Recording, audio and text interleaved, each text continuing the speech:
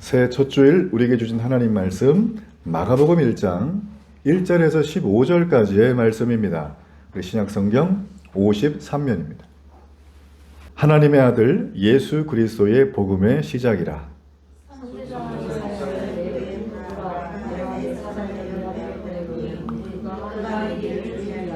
광야에 외치는 자의 소리가 있어 이르되 너희는 주의 길을 준비하라. 그의 오실 길을 곧게 하라. 기록된 것과 같이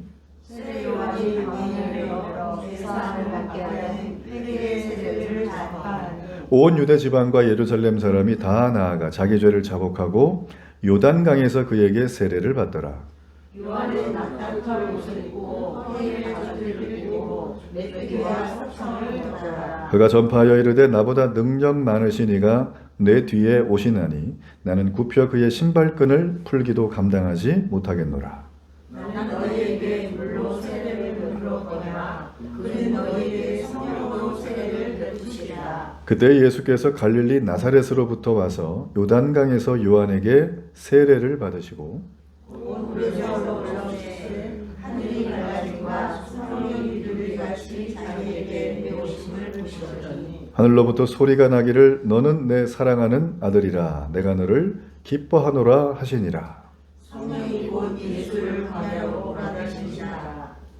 광야에서 40일을 계시면서 사탄에게 시험을 받으시며 들짐승과 함께 계시니 천사들이 수종 들더라. 요한이 잡힌 후 예수께서 갈릴리로 와서 하나님의 복음을 전하여 함께 읽습니다. 이르시되 때가 찼고 하나님의 나라가 가까이 왔으니 회개하고 복음을 믿으라 하시더라. 아멘. 네, 우리 옆분에게 한번 바라보면서 이렇게 한번 인사하겠습니다. 복음으로 함께 걸읍시다. 복음으로 함께 걸읍시다. 네, 복음으로 함께 걷는 이 한 해가 되길 주의 이름으로 축복합니다. 오늘은 새해 첫 주일을 맞이하면서 이 한 해의 비전인 복음으로 함께 걷기 이런 주제의 특별 주제 설교로 우리 하나님의 말씀을 여러분에게 전하겠습니다.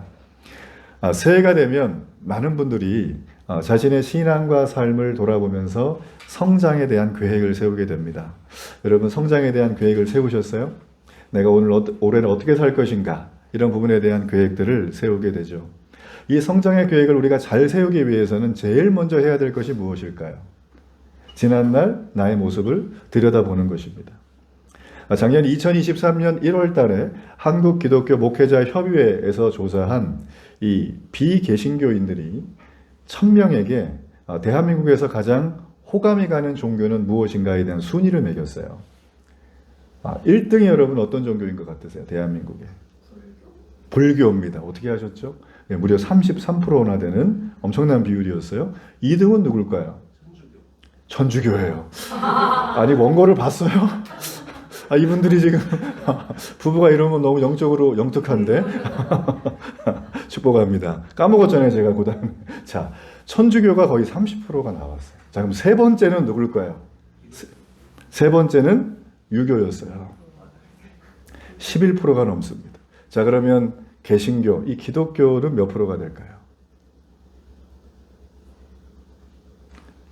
7%가 안 돼요. 6.8%. 그 바로 밑에가 뭐가 있냐면 샤머니즘이 한 3.9% 정도 나왔다. 여러분 이게 불과 1년 전 통계예요. 네, 1년 전 통계.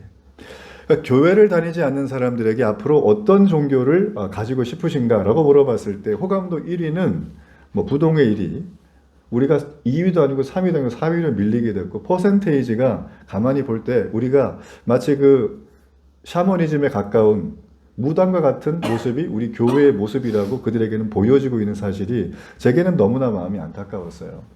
그러니까 이 얘기는 전도의 문이 사실상 닫혀가고 있는 중이다. 기후 생태 위기 말하는 분들은 골든타임을 말하지만 제가 말하는 것뿐만 아니라 수많은 학자들 역시 지금 현재 한국교회의 골든타임이 얼마 남지 않았다는 얘기를 그냥 아주 심심찮게 합니다. 어떤 분은 실제로 뭐 5년 안에 교회 학교의 절반 이상이 문 닫을 것이다. 어떤 분들은 뭐 10년 안에 MZ세대는 교회에 사라지게 될 것이다. 이런 암울한 전망을 하게 되어지는데 여러분 저는 그 전망을 신뢰는 하지만 공감은 하지만 믿지는 않습니다. 왜냐하면 하나님은 그보다 더 힘든 시절 속에서 지금까지 우리를 이끌어 오셨기 때문이에요. 교회에 대한 책 중에 여러분 제가 올 한해 권면하는 책이 하나가 있는데요.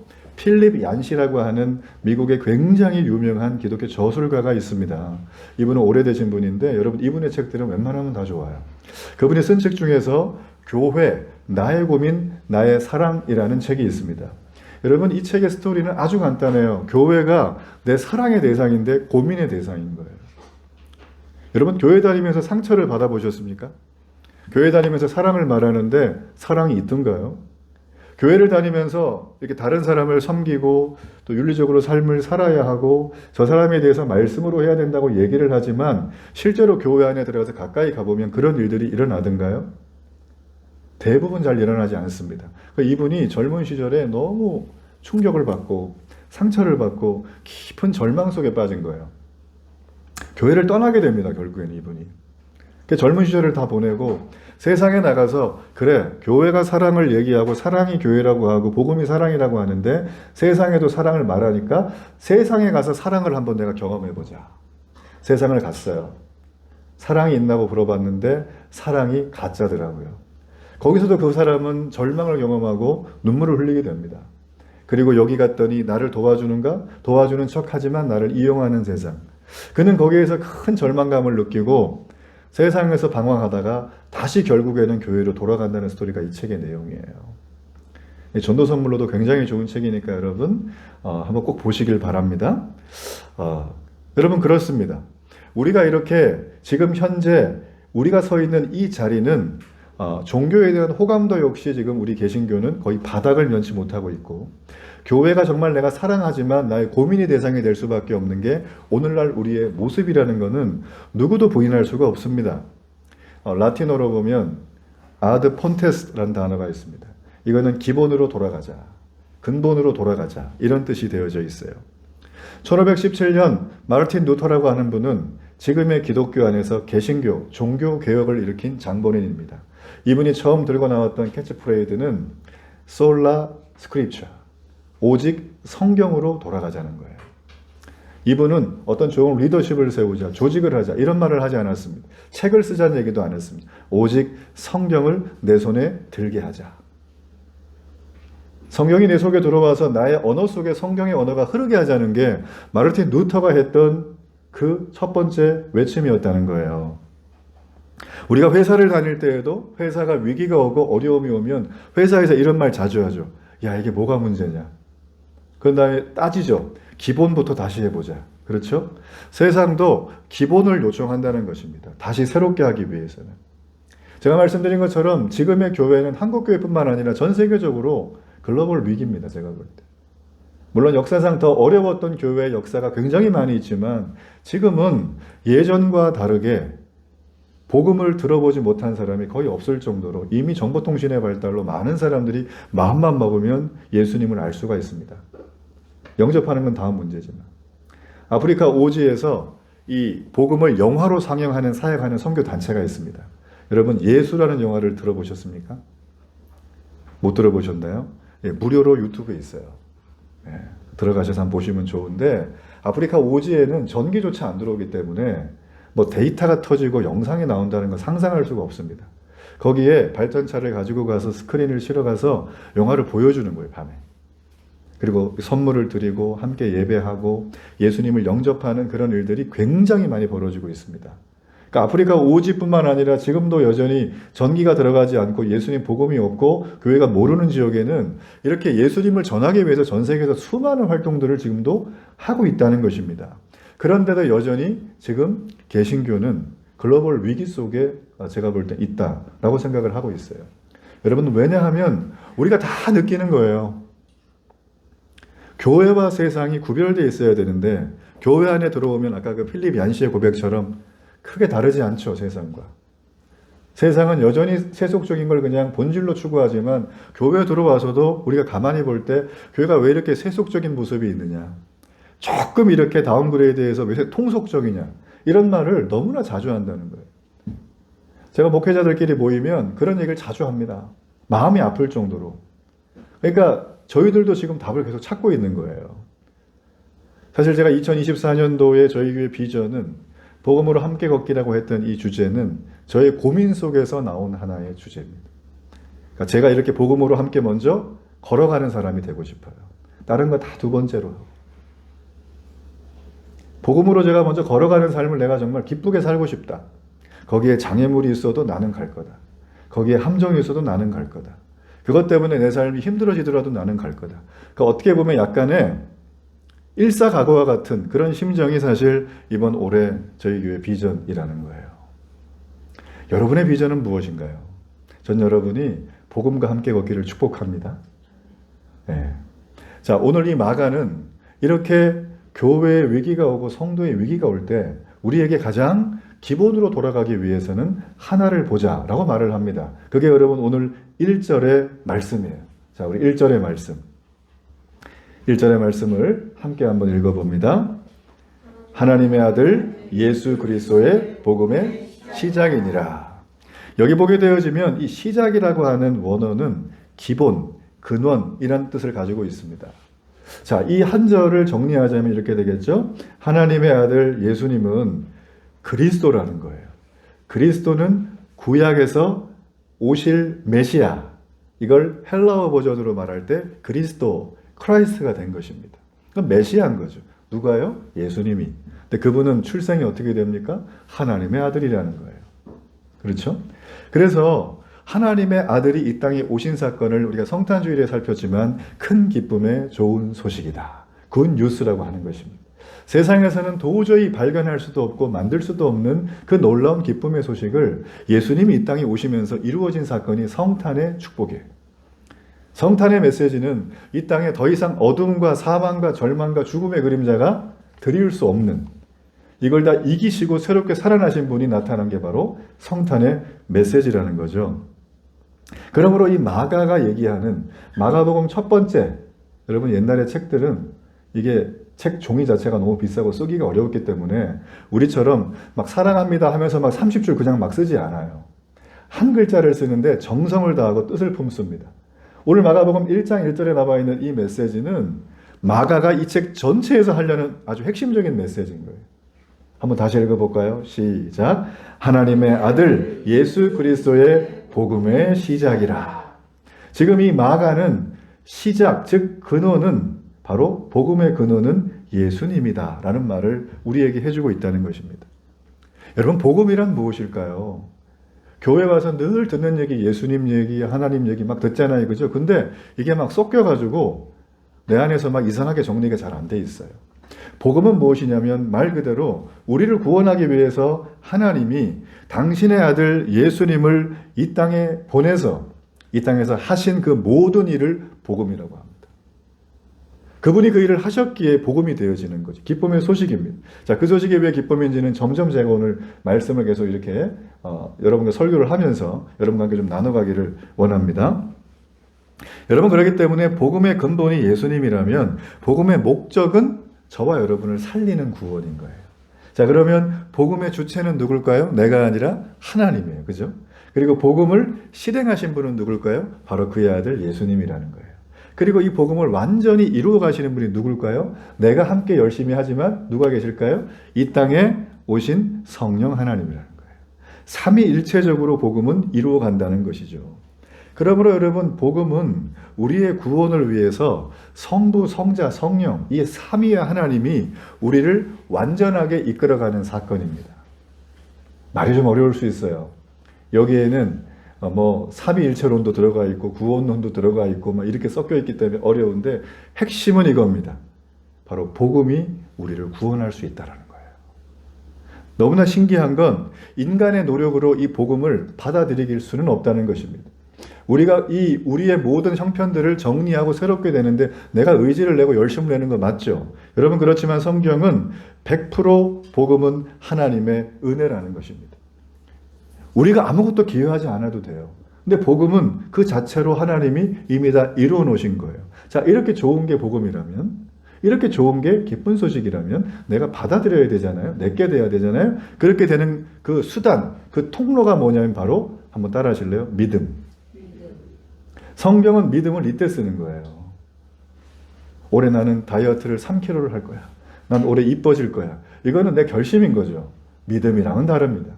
믿음은 되어진 사실을 그냥 받아들이는 거예요. 근데 그 받아들이는 게 어떤 분들은 밀도가 어떤 분은 굉장히 높아요. 나 완전히 믿어나 이거. 근데 어떤 분들은 믿을랑 말랑 이런 분이 계세요.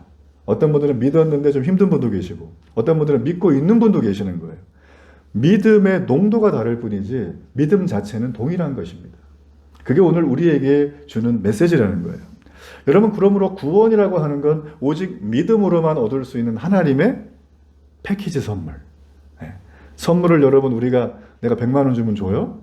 아니에요. 내가 생일 됐는데 어떤 분이 10년 만에 오셔가지고 아이고 우리 김 사장님, 우리 안무개님, 내가 저번에 10년 전에 그때 나 도와준 거 기억나세요? 나 기억을 못해요. 근데 오더니만 내가 도와준 거에 10배에 해당하는 선물을 팍 주는 거예요. 여러분, 그럴 때 마음이 어떠신 거예요? 1번 수지 맞았다, 2번 횡재했다, 3번 로또를 사야겠다. 뭐 이런 분들이 많이 계시지만 너무 기분이 좋은 거예요. 선물이라는 건 내가 뭔가 기여한 게 없는데 받는 거예요. 복음은 그런 것입니다. 하나님은 우리에게 그렇게 하신 거라는 거죠. 여러분, 그렇기 때문에 만약 교회가 이 복음의 선물을 거저 받았는데 거저 나누어지는 일을 하지 않는다면 교회라는 간판은 떼야 돼요. 거기다 로타리 클럽을 달든지 지역발전위원회를 달든지 그래야 되는 겁니다. 오늘날 교회들이 힘을 써보지도 못하고 다리가 흔들리는 이유 중에 하나는 교회의 본질인 이 은혜와 복음을 얘기하지 않기 때문이에요. 사람들이 싫어한다고. 당신 죄인이에요. 나 죄인 아닌데 잘만한데.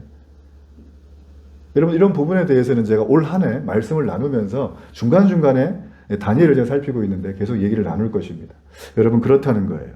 자, 그렇다면 교회는 복음으로 돌아가야 되는 게 맞다면 이 복음의 근원이신 예수님께 우리가 배워야 되잖아요. 그죠? 자, 그러기 위해서 오늘 본문에 보면 복음으로 돌아가서 우리가 복음으로 함께 걷기 위해서는 세 가지의 과정이 필요한 겁니다. 자, 제일 첫 번째는 우리 주보 한번 넘겨보시면 설교 노트라고 있죠? 거기 우리 2번에 1번 항목이 있어요.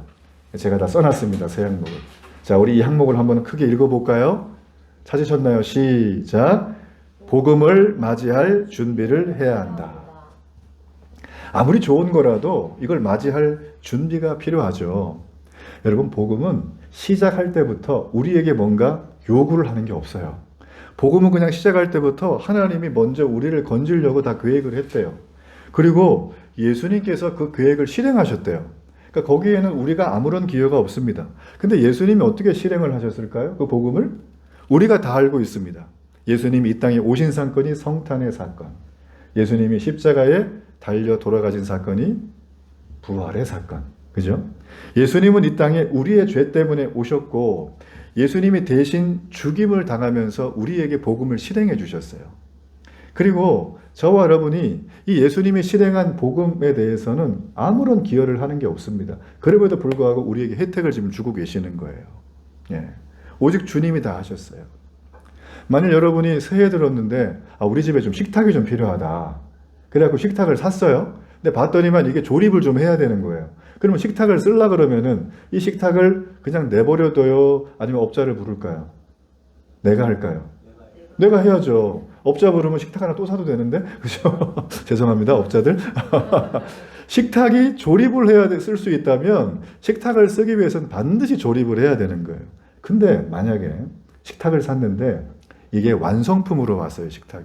그러면 우리는 어떻게 하나요, 이 식탁을? 마음껏 그때부터 쓰면서 누리면 되는 거예요. 이와 동일하게 복음은 반제품이 아니라 어정쩡한 조립해야 될 게 아니라 내 공로가 들어가지 않고 복음은 완제품이에요. 복음은 우리에게 올 때부터 완성품으로 왔어요. 그렇기 때문에 이 완성품이 내게 오셔서 그 완성품이신 그리스도 예수께서 이 땅에 오셔서 우리를 위해서 하나님이 자기의 아들을 내어주셨고 우리를 건지려고 하는 일, 이 모든 일은 하나님이 이미 다 과거에 하신 것입니다. 우리는 뭔가요? 이걸 이루신 걸 받아들이면 돼요. 이걸 받아들이는 걸 믿는다는 표현을 쓰는 것입니다. faith라고 하는 영어의 믿음은 사실을 받아들이는 거예요. 근데 사람들은 성경이 사실이라고 믿지 않는 사람이 많죠.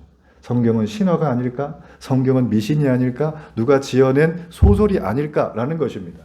그러므로 여러분, 성경에 나와 있는 2930명의 사람들, 1551개 지형지명들은 전부 사실이라는 걸 우리에게 입체적으로 보여주는 거예요. 몇 년 전에 언제 누가 무슨 일을 했다. 하나님이 여기에서 어떻게 역사하셨다. 그걸 통해서 우리는 이 시대의 눈을 가지고 그때를 추적해 가는 것입니다. 정말 있었나? 있었으면 왜 그랬을까? 그 왜 그런 거에 대한 결과는 그들에게 어떤 혜택으로 도와줬는가? 오늘 전 여러분이 교회를 다닐 때 이런 구조를 가지고 하나님 앞에 나가기를 바랍니다. 하나님을 그냥 믿어도 돼요. 믿어지는 분들은 그냥 제가 볼 땐 그건 절대 은혜예요. 저희 아내 같은 사람. 저희 아내는 제가 없어도 절대 구원받습니다. 너무 믿음이 뛰어나요. 절대 믿음의 소유자. 저는 달라요. 저는 의심 많은 삭개요. 의심 많은 도마. 저는 뽕나무 올라가서 예수님 눈으로 봐야 돼요. 그래야지 막 믿을랑 말랑 하는 타입이거든요. 근데 제가 오늘 말씀을 준비하면서 복음에 대한 얘기를 쭉 생각을 하고 있는데 세상의 복음은 이미 다 이루어진 사실을 내가 그냥 받아들이는 거더라고요. 그래서 뭐가 필요하냐면 스터디가 필요합니다. 복음을 알려면. 교회는 왜 존재하는가? 이거를 여러분 스스로 찾아가기 어렵기 때문에 도와주기 위해서 하나님이 여기 교회를 세우신 거예요. 교회는 여러분이 새 계획을 세운 곳에다가 힘 실어주면서 잘 될 겁니다 하는 곳이 아닙니다. 교회는 복음이신 예수님이 사실이라는 걸 우리에게 전해주는 것입니다. 여러분 그렇기 때문에 은혜란 무엇일까요? 은혜는 내가 아무것도 하지 않았는데 지금도 아무것도 요구하지 않으시는데 나를 죄에서 건진 구원의 사건이 은혜입니다. 이 은혜가 여러분에게 있길 주의 이름으로 축복합니다. 오늘 본문에 보면 한 등장인물이 등장합니다. 아주 중요한 사람. 한번 따라 하실래요? 세례 요한. 자, 세례 요한은 여러분 들어보셨죠? 그죠? 우리 민기 형제님 마가복음 함께 읽었잖아요. 그렇죠? 네. 자, 세례 요한을 처음 듣는 사람은 아니에요. 그죠? 자, 이분의 직업이 뭐예요? 이분의 직업.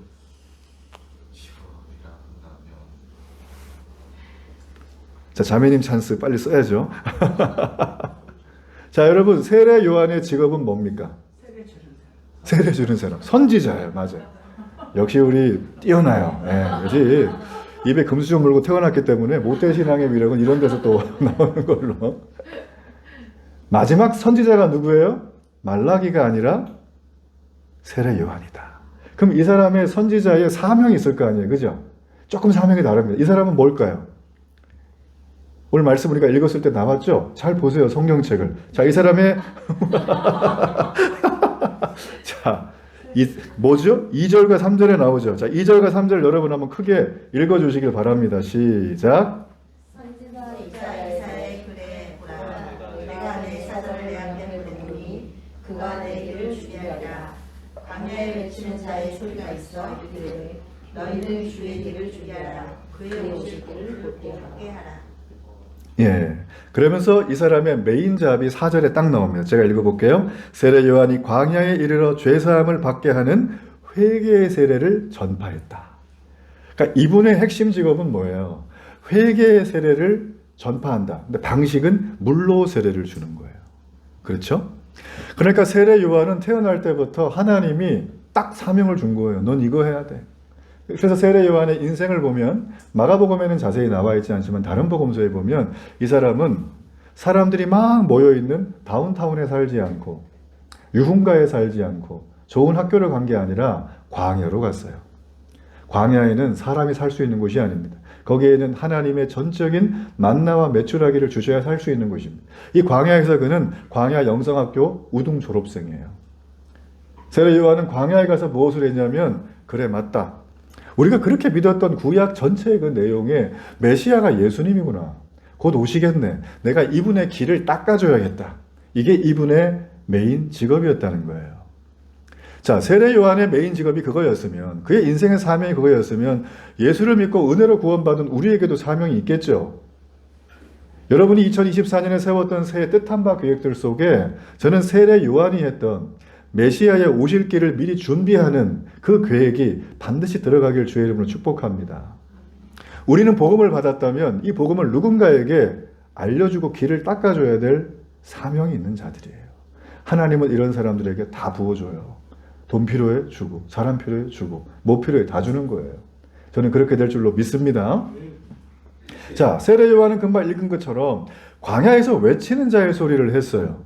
자, 이 얘기는 아까 금방 읽었지만 너희는 주의 길을 예비하라. 이걸 현대판 버전으로 말하면 15절의 말씀이에요. 자, 우리 1장 15절 말씀 우리 함께 읽어보겠습니다. 시작. 이르시되 때가 찼고 하나님의 나라가 가까이 왔으니 회개하고 복음을 믿으라 하시더라. 광야에서 외쳤던 이 세례 요한이 했던 메시지는 허공에 대고 한 메시지가 아닙니다. 그는 얘기한 거예요. 야, 이제 메시아가 왔어. 그분이 예수님이래. 그분이 그리스도야. 그분을 믿으면 너희가 천국 가는 거야. 근데 믿기 전에 해야 될 게 있대요. 뭐가 있을까요? 회개를 해야 된다는 거예요. 회개를. 어떤 사람이 감옥에서 태어나서 감옥에서 평생 사는 사람이 있다고 한번 생각을 해보십시오. 그는 감옥이라는 곳이 아마 세상의 전부라고 알 수 있을 거예요. 감옥 밖의 세상은 한 번도 꿈꾼 적도 없고 감옥을 나간 적도 없기 때문에 감옥이 자기의 월드이자 전부라고 그는 생각을 할 것입니다. 자, 그 사람이 감옥에서 나오려면 자기가 있는 곳이 감옥이라는 것을 깨닫는 순간이 와야지만 감옥을 나가려는 마음이 생기겠죠. 그렇죠? 회개란 무엇일까요? 내 마음과 내 삶이 감옥 아니라는 것을 깨닫는 순간 회개는 일어나기 시작하는 거예요. 내가 아무리 내가 했던 행동을 합리화하고 내 지난날의 가오를 덮으려고 해도 덮어지지 않습니다. 왜냐하면 사람은 반려동물이 아니라 하나님의 형상으로 지음받은 존재이기 때문이에요. 하나님의 형상으로 지음받고 하나님은 우리에게 성령을 부으셨어요. 이게 바로 창세기에 나오는 생명입니다. 하나님의 영이신 성령이 우리에게 오셔서 우리는 뭘 할 수 있을까요? 생각을 하게 되고 마음이 있어요. 그래서 이 마음에는 하나님이 계신 빈자리가 있다는 게 파스칼이 말한 팡세에서 말한 내용이에요. 이 하나님의 빈자리가 있기 때문에 우리는 생각이라는 걸 하게 됩니다. 이 생각을 하기 때문에 우리의 마음속에는 그래 맞다. 내가 지금 감옥 안에 살고 있구나. 내가 쌓아놓은 이 성이 지옥이었구나. 내가 지금 만들고 있는 이 가인의 성벽이 아벨을 죽인 핏값으로 내가 세워진 거구나. 이걸 깨달으면 우리는 나의 죄를 회개하기 시작한다는 거예요. 세례 요한은 지금 우리에게 그런 말을 한다는 거죠. 자, 그리고 또 하나, 이 세례 요한이 지금 이 외치는 소리를 하는 그 지역이, 장소가 어디입니까? 네, 광야예요. 여러분, 광야는 어떤 곳일까요? 우리가 자주 살폈지만 여러분, 광야를 원어로 미드바르라 그래요. 근데 신기하게 하나님 말씀인 말씀을 다바르라 그래요. 그럼 광야는 어떤 곳이에요? 다바르가 있는 곳이니까 광야에 가면 세상의 소리를 끄고 하나님의 말씀을 듣는 곳이 되는 거예요. 우리는 광야로 가야 말씀을 들을 수 있습니다. 여러분의 삶에 질병이라는 광야가 와야지만 말씀이 들리기 시작을 합니다. 여러분의 삶에 사업에 막힘이 있어야지만 내가 하나님 앞에 오기 시작합니다. 여러분의 삶에 자녀의 고난이 와야지만 내가 주님 앞에 가는 거예요. 여러분의 삶 속에 내가 뜻한 바가 이루어지지 않고 있을 때 그때 우리는 절망에 빠지지 말고 광야로 가야 됩니다. 세상의 소리가 끊어지고 더 이상 꾸밈이 없고 거짓말이 없고 여기 오면 행복이 있어요. 여기 오면 자유가 있어요 하는 그런 메시지가 들리지 않는 곳으로 우리는 가야 하는 거예요. 그 가는 걸 여러분이 직접 가야 합니다. 의지적으로. 그게 뭐라고요? 믿음의 반응이에요. 오늘 우리 새로 오신 우리 김명희 성도님은 그 반응을 하신 거예요. 그렇죠? 우리 만남은 우연이 아니에요. 네, 하나님과의 만남은 절대 우연이 아니다. 우리가 지금 만난 지가 열흘이 안 됐죠? 네, 이런 만남이 하나님은 우리의 삶을 이끌어가는 광야의 축복이라는 것입니다. 전 여러분의 삶 속에 지금 문제와 어려움이 있다는 것을 압니다. 자세히는 몰라도 느껴져요. 저도 그게 있으니까. 저는 해결법은 간단합니다. 소리를 꺼요. 주님께 가요. 아무 대책이 없으니까 저한테는. 근데 대책을 막 세워주시는 거예요. 여러분, 광야에서 이런 대책을 꼭 받는 저와 여러분 되길 주의 이름으로 축복합니다. 자, 우리가 복음으로 돌아가서 복음으로 함께 걷기 위해서는 두 번째로, 자, 우리 주보에 거기 보면 나와 있죠? 자, 2번에 2번입니다. 우리 함께 한번 읽어볼게요. 시작. 예수님께 복음을 배우고 예수님을 영접해야 됩니다. 복음은 예수님께 배워야 됩니다. 그리고 그 예수님을 우리가 받아들이는 작업이 매우 중요하다는 거죠. 예수님은 오늘 본문 말씀에 보면 세례를 받으셨어요. 근데 예수님이 세례를 받을 필요가 있을까요? 없을까요? 예수님 하나님이신데 그분은 세례를 받을 필요가 전혀 없어요. 왜냐하면 죄가 없기 때문에. 지금 세례 요한이 준 세례의 핵심은 물세례인데 거기에는 죄를 회개해주는, 깨끗하게 해주는 세례의 정결 예식이 들어가 있거든요. 근데 예수님은 그 자체가 완전하신 분이에요. 흠이 없는 분이에요. 그러니까 죄가 없어요. 근데 이분이 세례를 받았다는 거죠. 이분은 왜 세례를 받으셨는가? 그 이유는 첫 번째, 예수님의 세례는 예수님이 누구인지를 보여주고 있어요. 오늘 예수님은 물에서 올라오실 때 하늘이 갈라지면서 이런 소리가 들렸어요. 너는 내 사랑하는 아들, 내가 기뻐하는 자다라는 것입니다. 여러분, 예수님이 누구인지가 여기에 딱 나오죠. 너는, 하나님이 말씀하시는 거예요. 내 사랑하는 아들이다. 이걸 다 들었어요, 사람들. 성령이 비둘기처럼 임했다 그랬죠. 여러분, 비둘기는 비둘기 딱 들으니까 어떤 느낌이 드세요? 뭐 순하다, 뭐 유약하다 이런 느낌이 드세요? 당시의 비둘기는 어떤 거였냐면 하나님이 임재하는 상징이에요. 강력한 임재. 그래서 예수님이 물에서 탁 들어가서 딱 올라오실 때, 세례받고 올라오실 때 비둘기가 임했다는 건 하나님이 임했다는 뜻이거든요. 네. 그래서 예수님께서 하나님의 아들이고 그리스도라는 이 얘기를 해줍니다. 한마디로 그분은 신이고 인간이다. 두 가지를 다 가지고 있다. 여러분, 이거 가지고 맨날 이단들이 시비를 걸었어요. 신천지 이걸로 시비 겁니다. 구원파 이걸로 지금도 시비 거는 거예요. 하나만 인정해요. 하나만 인정합니다. 근데 우리는 예수님은 완전한 신이시자 우리를 구원하기 위해서 인간의 몸을 입을 수밖에 없었던 분이시다. 왜냐하면 우리의 이 더러움과 우리의 부정함이 우리 스스로 뭔가 열심히 산다고 해결되는 게 없죠. 열심히 해본들 잘 안 되잖아요. 그죠? 그때 우린 절망이 오는 거예요. 이 절망을 타고 들어오신 분이 바로 예수님이라는 거예요. 우리의 몸을 똑같이 입으시고 이 땅을 사셨지만 그분은 흠이 없이 이 땅을 살아가셨다는 것입니다. 예수님이 오시기 전까지는 사람들이 구약 성경에 나와 있는 하나님이 하신 그 메시지 있죠. 선지자가 한 말, 그것만 가지고 하나님은 그런가 보다 이랬는데 예수님이 직접 오셨잖아요. 그 예수님 보시면서 순간 와, 이제 하나님이 이분이구나. 말을 했는데 말의 실체가 오니까 이분들은 더 이상 고민할 게 사라졌어요. 몸소 오셔서 보여주셨습니다. 그러면서 예수님이 그의 삶을 33년을 살아가시면서 이 땅 속에서 하나님의 자녀가 나라면 하나님의 자녀로 나는 이 땅을 어떻게 살아야 되는가. 예수님이 쫙 파노라마처럼 보여줬어요. 한 편의 영화와 같이. 여러분, 그렇기 때문에 신약 성경에 27권 중에 제일 첫 번째 뭐가 나오죠? 복음이 나오는 거예요. 복음서가. 그것도 물론 몇 권이나? 4권이나 나옵니다. 이유는 예수님이 핵심이기 때문에. 그 예수님의 삶의 모습을 우리가 묵상할 때마다 우리의 마음속에는 그 살아계신 하나님의 사랑이 구구절절하게 우리에게 들어온다. 여러분, 그렇기 때문에 예수님의 세례는 매우 중요한 것입니다. 하나님의 사랑이 오는 통로이기 때문에. 자, 두 번째로 예수님이 받으신 세례는 그분이 이 땅에서 해야 될 가장 중요한 미션을 보여줬습니다. 사명. 예수님은 세례를 통해서 우리에게 완전히 새로운 생명을 주셨습니다. 우리가 십자가를 말하잖아요. 여러분, 십자가 하면 떠오르는 게 뭐가 있으세요? 십자가 목걸이, 십자가 벽지 뭐 이런 건가요? 아니잖아요. 그죠? 여러분, 십자가는 원래 로마의 사형틀이었어요. 아주 흉악한 죄인 죽이기 위해서. 근데 우리는 막 이걸 목에 걸고 다니잖아요. 나 사형수야 막 이러면서 이렇게 해가지고 목에다 이렇게 걸고 다니는데 무서운 분들입니다. 원래 여러분, 십자가는 그런 건데 십자가는 그래서 죽음을 상징했어요. 근데 예수님이 십자가를 지신 다음에 부활을 상징하는 게 추가가 됐습니다. 세례는 무엇일까요? 예수님이 받으신 세례는 무엇일까요? 예수님이 여러분의 죄와 저의 죄를 다 짊어지고 물속에 들어간 사건. 그리고 물 밖으로 나오시면서 너는 내 아들이라고 호칭을 받으며 부활하신 사건. 여러분, 그러므로 세례는 십자가와 부활을 상징하는 거예요. 그래서 예수님을 믿는데 세례가 내게 아직 마음에 와닿지 않는다 하는 분들 계시면 저를 따로 개인적으로 만나시길 바랍니다. 제가 꼭 경험할 수 있도록 도와드릴게요. 그러므로 여러분, 세례는 하나의 정결 예식이 아니라 세례는 내가 주님과 하나가 됐습니다. 이걸 바울은 이렇게 말했어요. 연합됐다. 한 몸이 됐다. 부부가 결혼하면 어떻게 되죠? 일심동체. 통장은 따로 이거예요? 아니죠? 일심동체인 거예요. 그죠? 부부는 하나인 겁니다. 그래서 부부를 평생 함께 사는 삶이라는 거죠. 부부라는 건.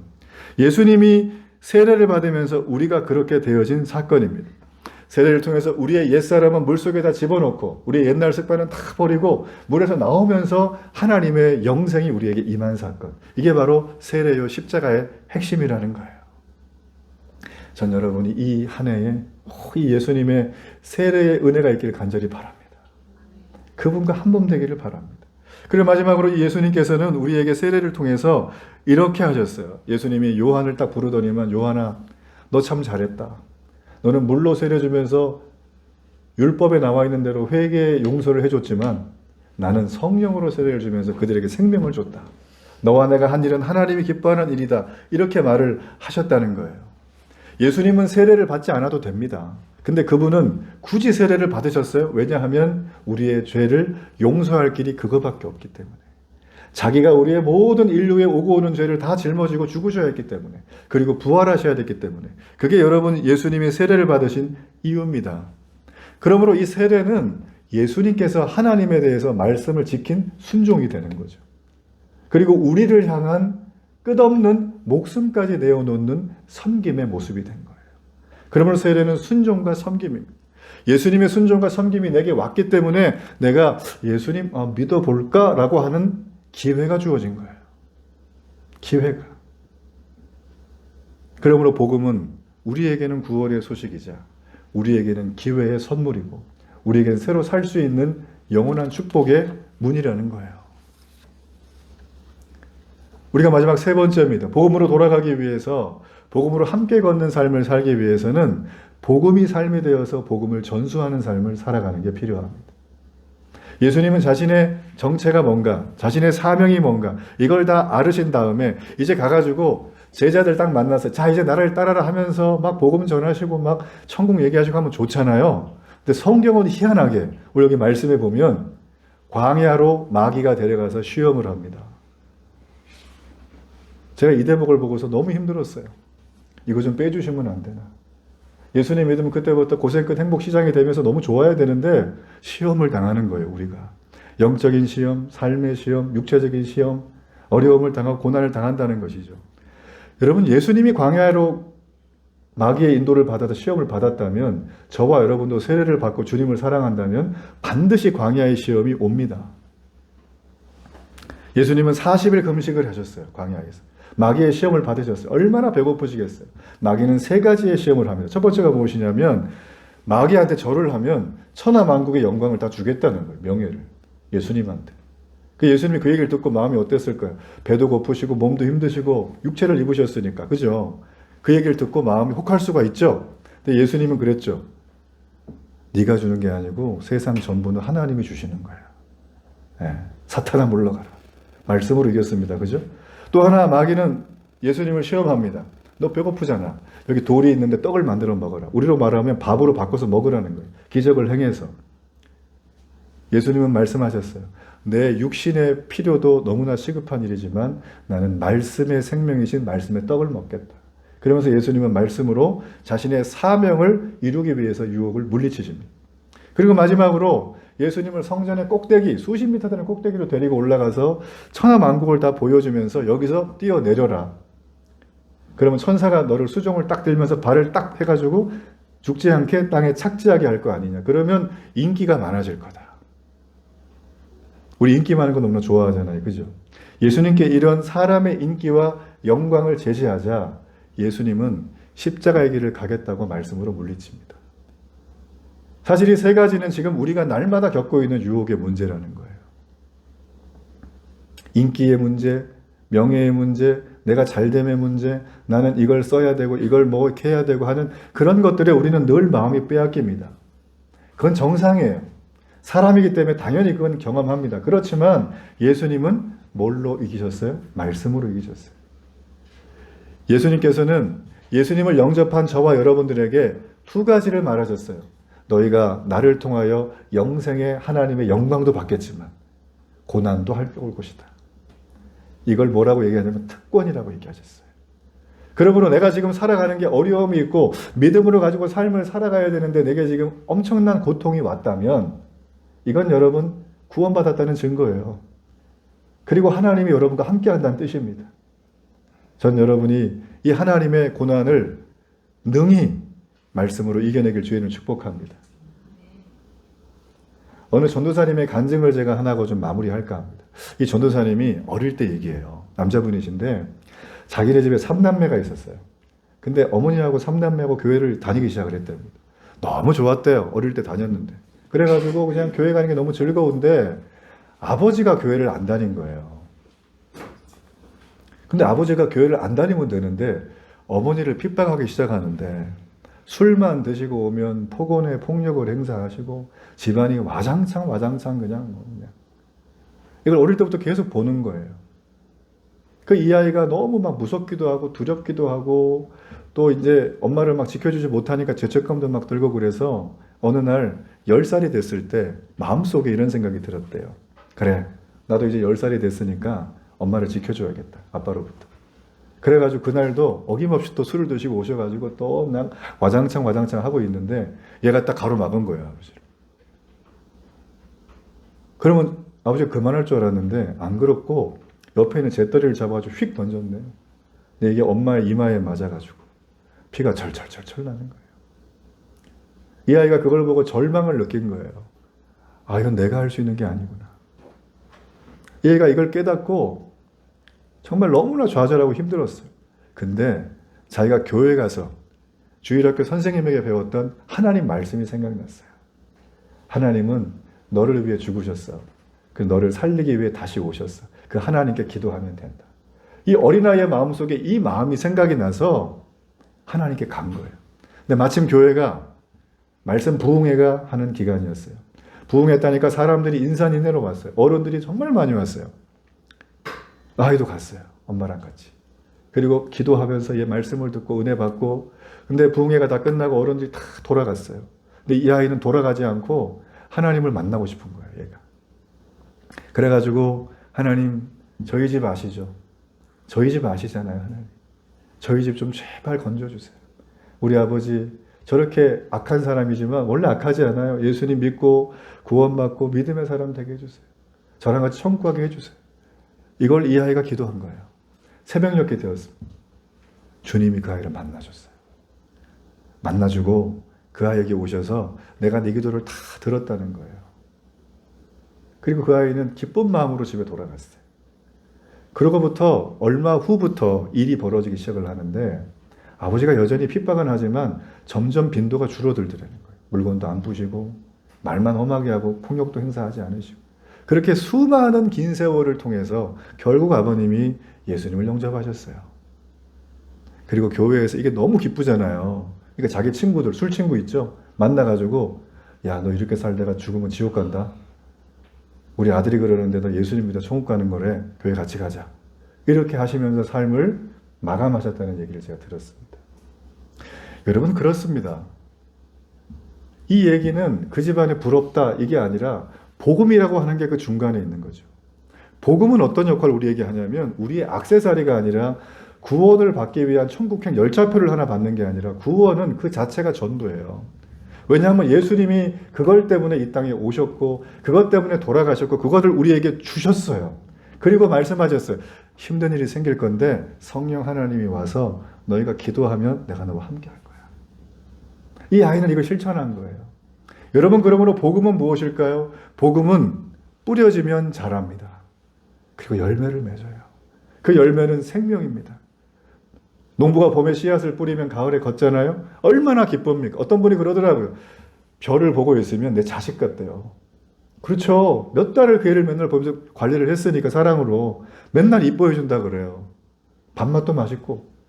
여러분 복음이란 건 바로 그런 것입니다. 복음은 예수님 자체지만 예수님은 이 땅에 오셔서 알아서 해가 아니라 복음으로 삶을 다 보여주셨어요. 그리고 그 복음을 보여주시고 살아내셨고 이 복음을 전파하셨고 그리고 이 복음을 전수하는 삶을 자신의 인생을 통해서 보여주고 가신 게 우리가 보고 있는 신약 성경입니다. 전 여러분이 이 한 해 어떤 결심을 했는지 모르겠지만 정말 느리더라도 저희 데일리 공동체와 함께 복음과 함께 걷기를 저는 축복해요. 잘 몰라도 좀 마음에 불편함이 있어도 여전히 내 인생에 문제가 해결되지 않아도 여러분 복음으로 함께 걷는 데에는 생명이 있습니다. 그 복음이 걸어가는 곳마다 기적이 나타날 거예요.